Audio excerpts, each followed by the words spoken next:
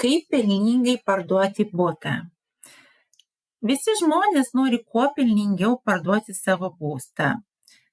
Bet pirmiausiai turite suprasti, kad pirkėjai nesusidomės, jei kaina bus stipriai užkelta nei rinkos kaina. Štai keletas patarimų, kurie padės pakelti būsto vertę. Būtas turi būti paruoštas apžiūrai, švarus, išvėdintas, rekomenduojama išvalyti langus, panaikinti nemalonius kvapus. Visą taip vadinamą chlamą reiktų bute paslėpti spintose arba išvis išvežti. Neestetiškus, labai senus baldus, kurie gadina vaizdą, reiktų taip pat išvežti.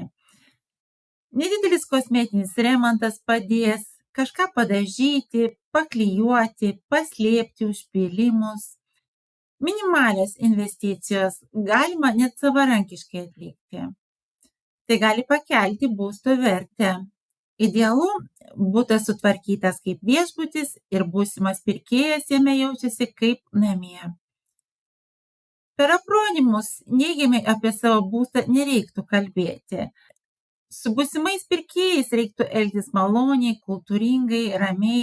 Jei pas jūs vėsu žiemą, nereiktų 5 adialus apsivyniojus įsileisti būsimus pirkėjų. Idealiausia tokiu atveju šiek tiek prieš aprodant būstą pašildyti. Skaitant reklamą, žmonės vertina parametrus, bet nusiperka dažnai vedami emocijų.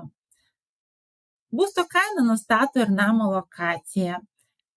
Koks miestas, netgi skirtingose miesto dalyse kainos yra skirtingos.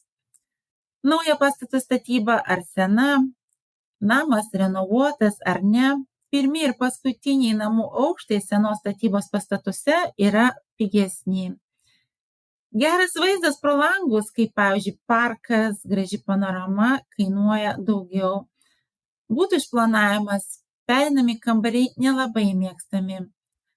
Kainą pakelti gali ir tai, kaip greitai galite palikti butą po jo pardavimo. Tikiuosi, šie patarimai jums padės.